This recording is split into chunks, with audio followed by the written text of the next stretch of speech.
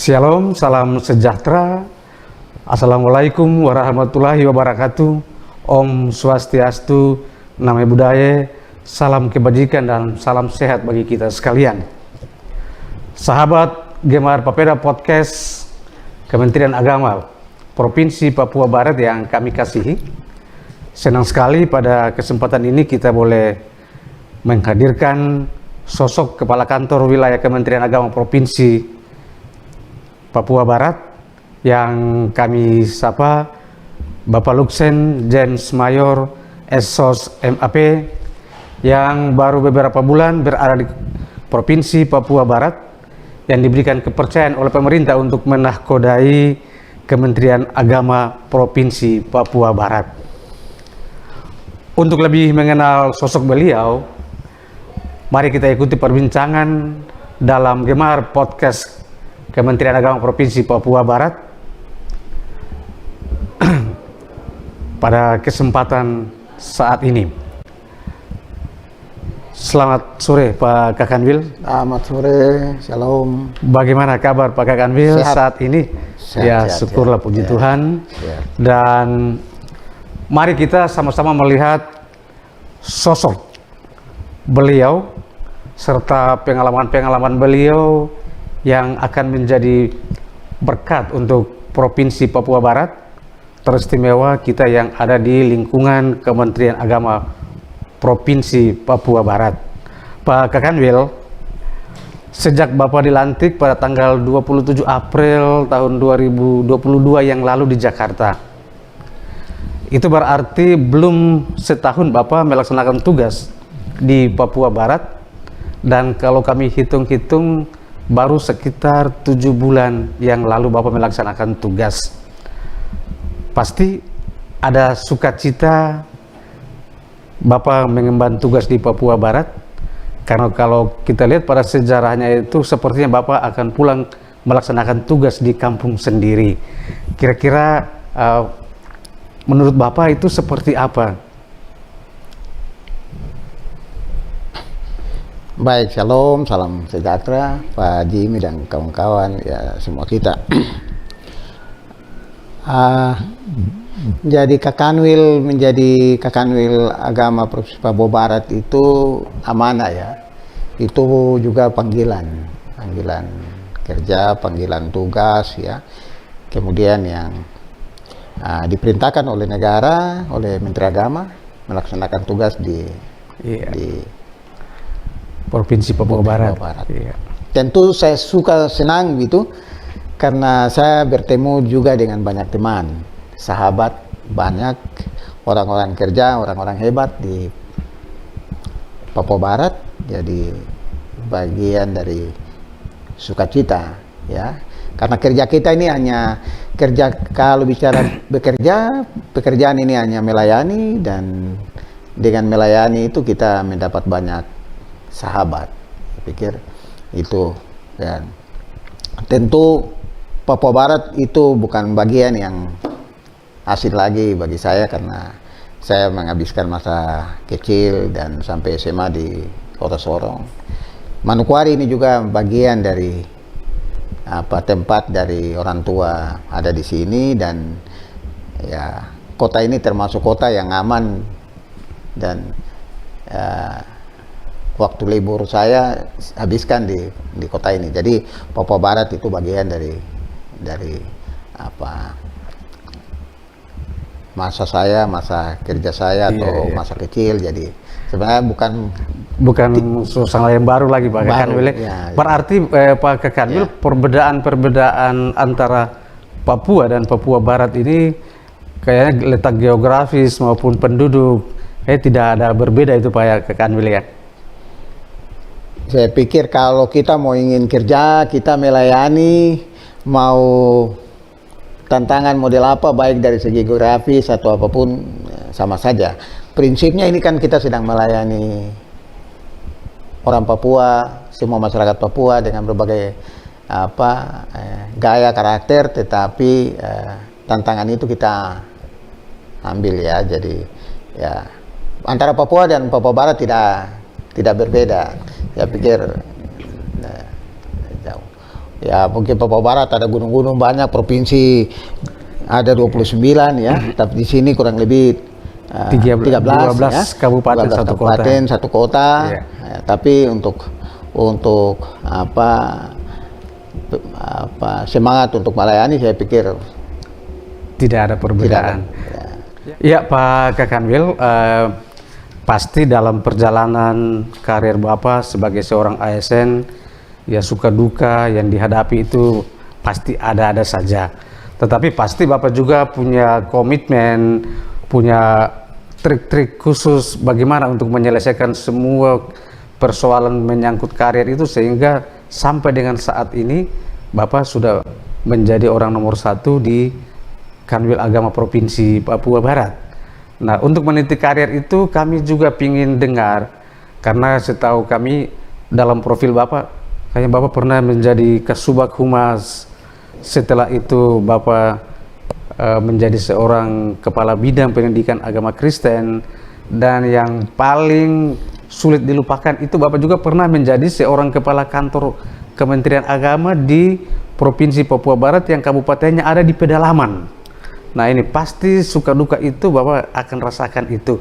Kira-kira kesan Bapak dalam meniti karir itu, suka dukanya seperti apa, dan mungkin akan menjadi motivasi juga buat kami yang lain. Silakan Pak Kakanwil.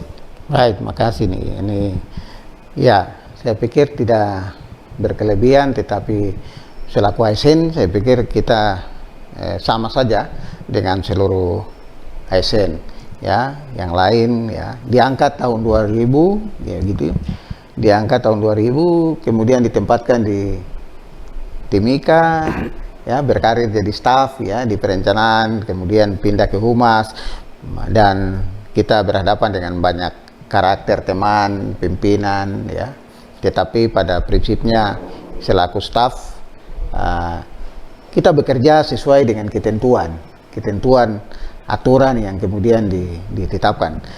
Ini yang bagi saya, kita tidak boleh kerja, tidak boleh bekerja dan melayani karena kita patuh terhadap atasan. Kerja kita harus semata-mata kita kerja karena harus sesuai dengan aturan. Dengan panggilan hati nurani Pak ya. Harus memiliki integritas. Hanya itu yang menolong kita. Tidak bisa kita kerja di Kementerian Agama dalam pekerjaan apapun, terus kita mau bersandar kepada pimpinan. Karena pimpinan ini hanya dibatasi oleh kurun waktu tertentu. Kemudian pimpinan dia akan pergi. Jadi kalau kita bersandar dengan pimpinan ini pergi, pimpinan lain masuk, orang lain bicara, kita bisa tergeser juga. Kita tidak bisa dipakai juga. Jadi kita harus memiliki integritas dalam bekerja, melayani. Bukan melayani pimpinan, tetapi betul-betul kita bekerja sesuai dengan aturan dan ketentuan. Nah, itu yang kemudian saya pegang teguh. Ya, berhadapan dengan pimpinan, ya, juga yang punya karakter ini. Tetapi bagi saya kita kerja. Kalau dengan pimpinan kita bisa berbeda pendapat, itu wajar saja. Tetapi kita harus tahu etika juga. Mana yang menjadi bagian saya, mana yang menjadi bagian pimpinan. Kita harus juga paham dan mengerti, ya, mengerti. Dan itu yang kemudian bagi saya itu yang melindungi diri saya dalam berkarir. Pak Kakanwil, mungkin itu juga tidak terlepas dari 5 budaya kerja itu Pak ya? Ya, saya pikir itu bagian roh yang kita miliki ya, oleh Kementerian Agama. Tapi pada prinsipnya memang kita harus kerja taat asas ya.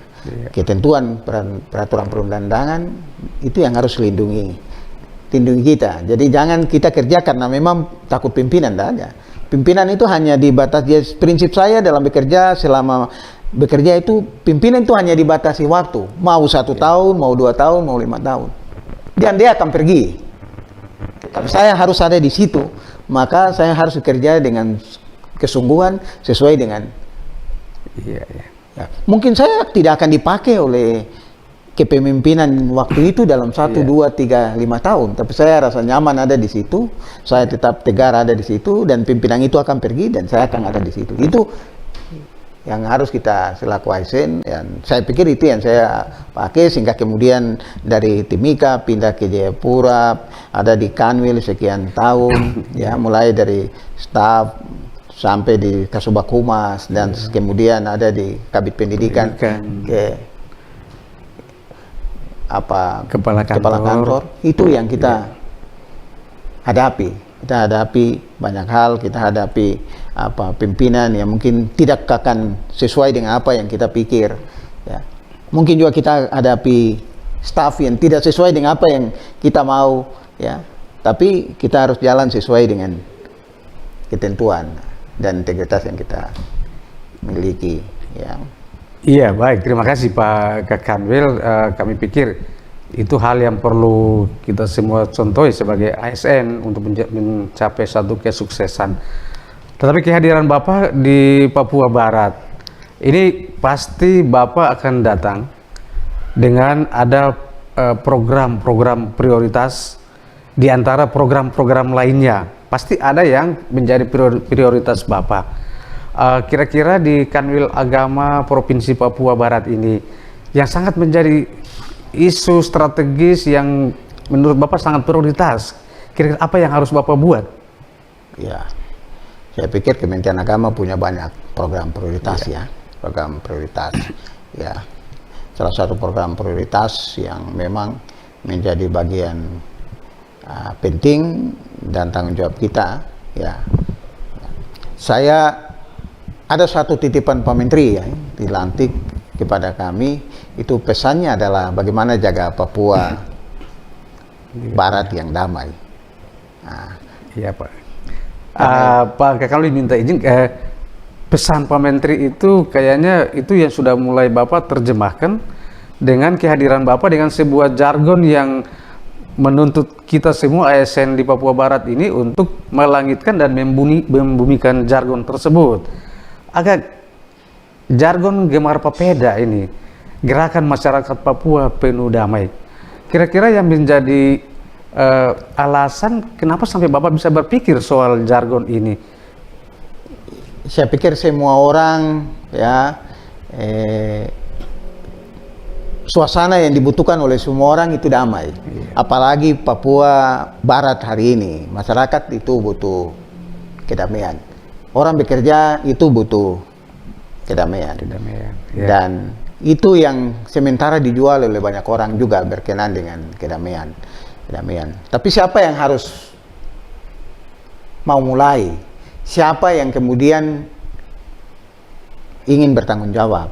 Apakah itu tentara kah, militer kah? Orang bilang damai itu identik dengan damai. Militer. Rasanya militer, rasanya polisi gitu. Nah, bagi saya tidak sekedar itu, ya. Salah satu wujud kehadiran negara itu adalah membawa kedamaian. Dan salah satu tugas dari Kementerian Agama itu adalah juga membawa visi kedamaian, ketentraman bagi masyarakat. Maka saya wujudkan itu dalam dan bermimpi dan bercita-cita bahwa apa yang menjadi bagian dari tugas Kementerian Agama itu menjadi suatu gerakan masyarakat Papua penuh damai. Jadi itu menjadi gerakan. Jadi bukan seolah-olah karena ada event kita bikin, tapi harus dia menjadi gerakan. Gerakan itu dia menjadi gaya hidup. Dia harus menjadi gaya hidup. Apalagi orang Kementerian Agama dengan slogan moderasi beragama, maka dia harus menjadi gaya hidup. Artinya kenapa menjadi gaya hidup atau menjadi gerakan masyarakat? Semua ketentuan aturan yang dianut oleh Kementerian Agama yang kita gunakan itu harus menjadi gaya hidup. Gaya hidup. Ya. Jadi kalau kita sebut kita sebagai pelopor moderasi, maka pelopor moderasi harus menjadi gaya hidup orang Kementerian Agama. Ini harus menjadi gaya hidup. Ya. Kalau kita bicara tentang kedamaian, maka kalau kita mau membangun contoh, ya, mau ingin bangun pendidikan, di suatu tempat pendidikan itu dia harus membawa kedamaian bagi orang yang ada di sekitar situ.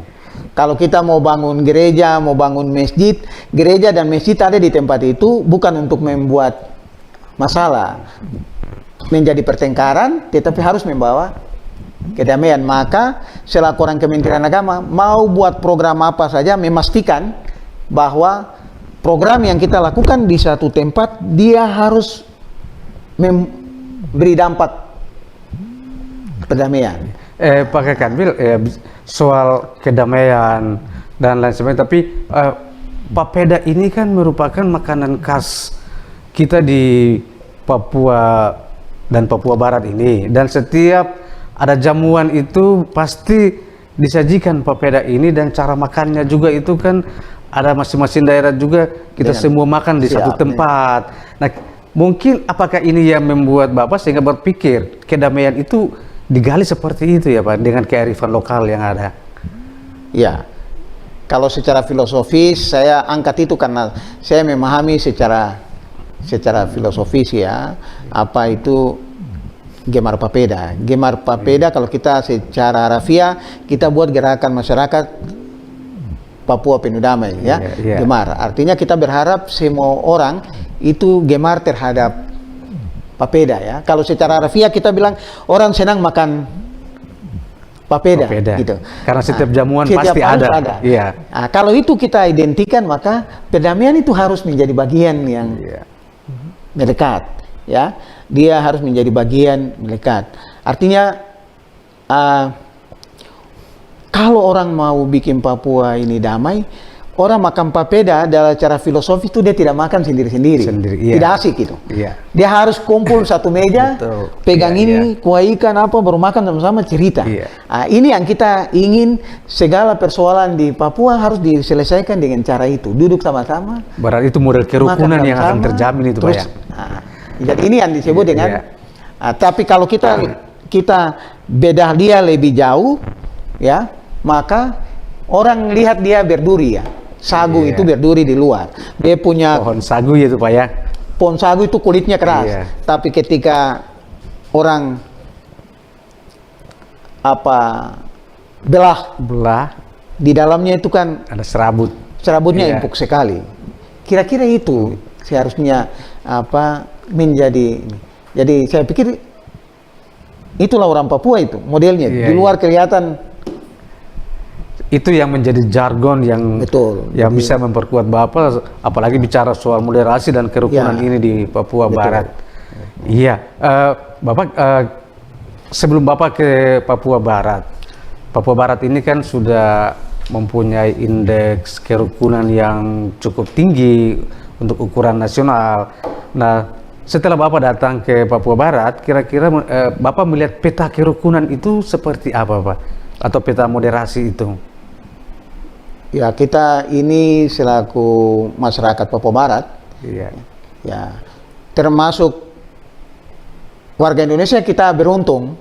Bagi saya, kita beruntung memiliki provinsi yang kita sebut provinsi Papua Barat. Papua Barat, iya. Ya.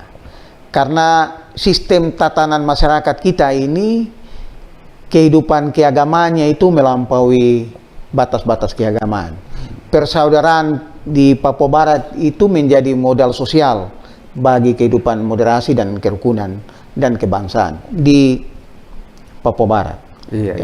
Di Papua Barat. Persaudaraan itu di atas segala-galanya, malah di atas agama. Ini sesuatu yang mungkin bagi daerah lain itu aneh, dan itu sesuatu yang tidak mungkin. Tapi di Papua Barat itu sesuatu yang biasa saja, persaudaraan. Dan itu yang kemudian kita lihat. Dan saya bilang sebenarnya Indonesia bangga memiliki Papua, dan terutama Papua Barat. Itu Indonesia harus bangga karena bagian dari peradaban kehidupan sosial keagamaan itu tinggi sekali di Papua Barat. Bayangkan kita kenal apa yang disebut dengan satu rumah ini, satu rumah tapi agama saudara-saudara itu berbeda. Betul. terutama Islam dan Kristen dan Katolik. juga Katolik. Ini satu rumah, saudara-saudara dibagi ini. Dan tidak ada bantahan dari saudara-saudara itu. Tidak ada di dalam dirinya bilang tidak. Anaknya yang Kristen bisa dikirim ke omnya, saudaranya di sana, seperti yang terjadi di Fak-Fak dan juga Kaimana, dan beberapa tempat di Raja Ampat. Anaknya bisa pergi ke sana. Iya. Padahal dia kan anaknya lahir dari kalangan saudara Kristen. Tapi kok bisa dikirim ke sana terus tinggal dengan saudaranya, omnya, tantenya, terus jadi masuk agama Islam. Ini kan wah. Iya. Itu berarti Pak Kakanwil, filosofi satu tungku tiga batu di Papua Barat itu memang benar-benar teruji dan terbukti ada itu Pak Kakanwil ya. Makanya tadi saya bilang persaudaraan itu dia lebih tinggi. Agama kita ini agama saudara. Jadi persaudaraan ini lebih tinggi dari agama. Orang tidak lihat agama. Di Papua ini orang pikir, Papua Barat ini orang pikir agama itu nanti urusan masuk surga nanti. Tapi persaudaraan hidup di dunia ini itu segala-galanya. Jadi ini yang kemudian dipegang teguh, persaudaraan itu yang kemudian tadi saya bilang Indonesia ini bangga karena kita memberi kontribusi. Dengan begitu iya. kita memberi kontribusi toleransi tinggi, iya. Di Indonesia ini.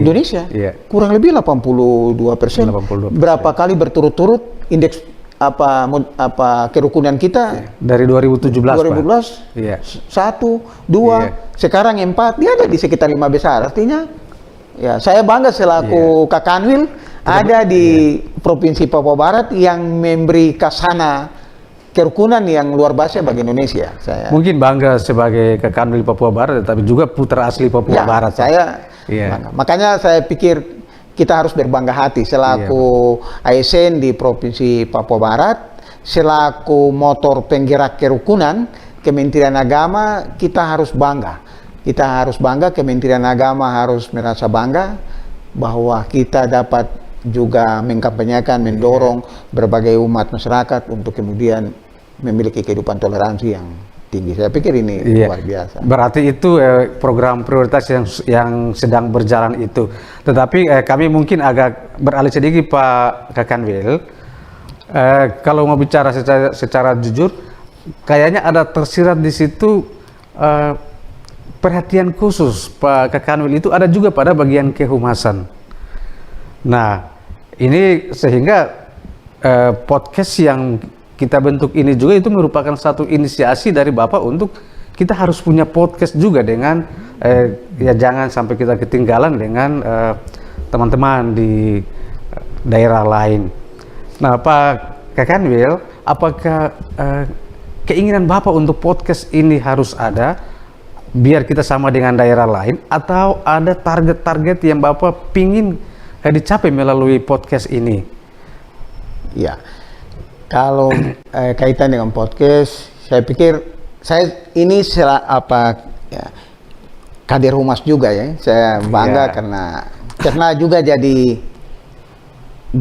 staff bikin berita, ketik-ketik berita gitu ya. Ya, bikin sambutan-sambutan pimpinan, dan orang humas itu pengalaman saya selaku humas itu tidak istirahat, tidak tidur gitu. Ya, telepon kita itu tidak boleh padam. Kakanwil kapan saja butuh itu siap siaga ini. Itu pengalaman saya jadi staf dan melayani beberapa Kakanwil itu memang siap siaga. Siang dan malam kita harus siap untuk melayani pimpinan. Itu kerja-kerja humas, dan itu disitulah kemudian saya ada sedikit perhatian ke situ, berkarir, dan saya pikir tapi pada prinsipnya yang prinsip bagaimana kita bekerja di humas, dan hari ini saya pikir saya senang karena saya ada pada podcast Gemar Papeda. Ya, ini prinsip dasarnya adalah semua orang harus tahu. Siap. Kerja-kerja Kemenak itu orang harus tahu. Tidak boleh tidak tahu. Dan salah satu fasilitas untuk buat orang tahu itu adalah melalui podcast. Media ini Pak ya. Media. Jadi tidak boleh hak masyarakat kita untuk tahu apa yang kita kerja selaku aparatur sipil negara. Itu yang pertama. Yang kedua, wujud kehadiran negara terhadap masyarakat itu melalui Media. media. Jadi kalau orang tidak tahu apa yang kita kerjakan, itu artinya negara tidak hadir. Iya, iya. Kenapa ini juga saya dorong untuk harus jalan? Di Papua ini memang kita butuh kampanye-kampanye positif. Positif, ya. Jangan orang jahat 1, 2 orang, 3 orang itu mempengaruhi orang baik yang banyak ini. Nggak boleh. Jadi kampanye-kampanye positif pembangunan, apa yang dikerjakan oleh Kementerian Agama, apa saja yang kecil, besar, apa saja harus kemudian kita beritahu kepada masyarakat supaya masyarakat tahu bahwa oh, ini negara hadir. Negara hadir melalui Kementerian Agama. Nggak boleh sepi. Ini kita sedang menggunakan uang negara ini. Kok orang tidak tahu apa yang kita kerjakan? Itu tidak bisa. Ini bukan soal pencitraan. Iya, iya. Tidak ada soal pencitraan, tetapi ini bagaimana kita memberi keyakinan kepada masyarakat dan umat bahwa negara itu ada di sini. Dan itu harus melalui pemberitaan media. Dan satu adalah melalui podcast. Iya, Pak Kakanwil, berarti podcast ini juga kan kita harus bagaimana caranya supaya orang lain akan tahu. Nah, mungkin yang kami juga berharap ada di mana pejabat-pejabat yang di lingkungan Kementerian Agama kira-kira ada saran dari Pak Kakanwil semua supaya mereka juga akan mendukung kerja-kerja kita. Ya, saya pikir kalau bicara tentang kerja-kerja, keumasan, umas ini kan menjadi corong negara ini. Iya, iya. Kalau di Kementerian Agama, dia harus menjadi corong Kementerian Agama. Ya, maka kerja-kerja ini harus didukung oleh semua. Dan semua insan Kemenak di Papua Barat itu adalah insan humas. Iya. Jadi kita tidak bisa menerjemahkan humas itu hanya di subak humas. Nah, Iya. semua individu-individu, pribadi-pribadi di Kemenak itu adalah insan humas. Karena itu kita harus memanfaatkan seluruh fasilitas ini seperti podcast. Apa saja, fasilitas apa, dan itu kewajiban kita karena kita sedang menerima uang negara. Kita sedang dibiayai oleh negara. Maka kita patut menyampaikan melalui podcast atau kegiatan apa saja, kita sampaikan kepada publik melalui media-media sosial, media-media apa saja, bahwa ini yang kita sedang kerjakan di Papua Barat. Kenapa ini jadi penting? Seolah-olah negara dan pembangunan itu tidak jalan di negeri ini. Orang pikir, padahal negara buat banyak ini. Apa sih?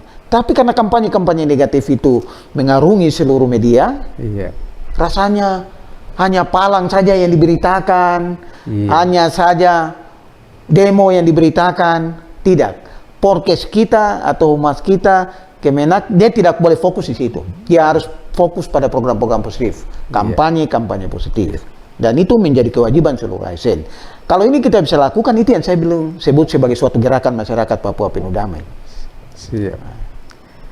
Iya, Pak Kakanwil, mungkin yang terakhir, kayaknya kepedulian Pak Kakanwil dan itu juga menjadi komitmen Pak Kakanwil tentang pendidikan agama dan keagamaan itu. Nah, salah satu wujudnya yaitu Pak Kakanwil tanggal 30 kemarin itu kan baru selesai wisuda pasca sarjana di Universitas Cendrawasih Jayapura. Ya, kami keluarga besar kami sampaikan selamat dan sukses.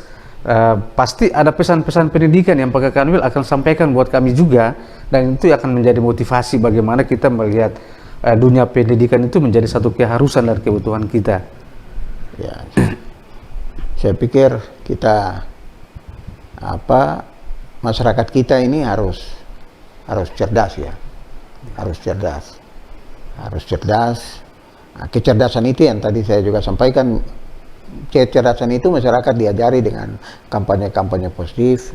Di dalamnya termasuk pendidikan ya, pendidikan keagamaan kita. Saya pikir salah satu yang kita akan dorong fokus adalah bagaimana kualitas pendidikan keagamaan kita di Provinsi Papua Barat. Kita telah memiliki 3 SMK negeri untuk Kristen ya. Untuk yang Madrasah juga cukup banyak. Cukup banyak. Ya, untuk yang Kristen baru 3 negeri ada di sini. Dan itu hanya Se-Indonesia yang ada di Papua Barat. satu-satunya di Indonesia. Ya, itu 3 di sini. Dan saya pikir ini luar biasa, kita bangga dan itu jadi fokus. Ke depan kita akan memberi fokus terhadap pendidikan-pendidikan keagamaan yang berpola asrama. Asrama ya, anak-anak baik yang madrasah, baik yang oleh Kristen, baik yang Katolik. Saya pikir ini sudah jalan. Nah, kita hanya memperkuat saja oleh Kementerian Agama, terutama sekolah-sekolah yang kita punya ya, sekolah negeri itu juga kita akan perkuat betul, karena kita yakini bahwa Papua itu harus disentuh dengan pendidikan. Papua ini sekarang dibangun itu, bagi saya yakini selaku Kakanwil, saya meyakini bahwa Papua ini hanya dibangun oleh dua pendekatan, yakni pendekatan keagamaan dan pendekatan pendidikan. Ya. Itu saja yang bisa dilakukan. Karena itu kita juga harus sekata seiring dalam gerakan itu untuk membangun Papua melalui agama dan pendidikan. Dan itu Kementerian Agama ada di situ, ada di agama ada di dan juga ada di pendidikan. Berarti kita memiliki peran besar, luar biasa kalau kita konsisten. Dan saya pikir itu bukan kata Kakanwil, itu kata semua orang di Papua bahwa mau bangun Papua harus melalui agama dan melalui pendidikan. Dua ini harus menjadi konsentrasi kita, dan saya pikir kita ada dalam arak-arakan itu, ya, arak-arakan pembangunan itu. Maka kita juga akan berkontribusi, berkonsentrasi untuk pembangunan pendidikan dan keagamaan yang saya pikir akan lebih baik. Ya. Iya, baik Pak Kakanwil. Terima kasih atas kehadiran Bapak di Gemar Papeda Podcast Kemenak Papua Barat dalam bincang-bincang kita, dan kepada sahabat-sahabat podcast Kemenak Papua Barat yang ingin membutuhkan informasi-informasi dari Kanwil Kemenak Provinsi Papua Barat, silakan menghubungi website kami, YouTube, Facebook, dan medsos kami yang lainnya. Dan akhirnya kami sampaikan terima kasih. Sampai jumpa kembali pada layanan berikut dengan topik-topik menarik lainnya. Assalamualaikum warahmatullahi wabarakatuh. Om Swastiastu, Namo Buddhaya, salam sejahtera dan salam kebajikan bagi kita sekalian. Terima kasih Pak Kakanwil.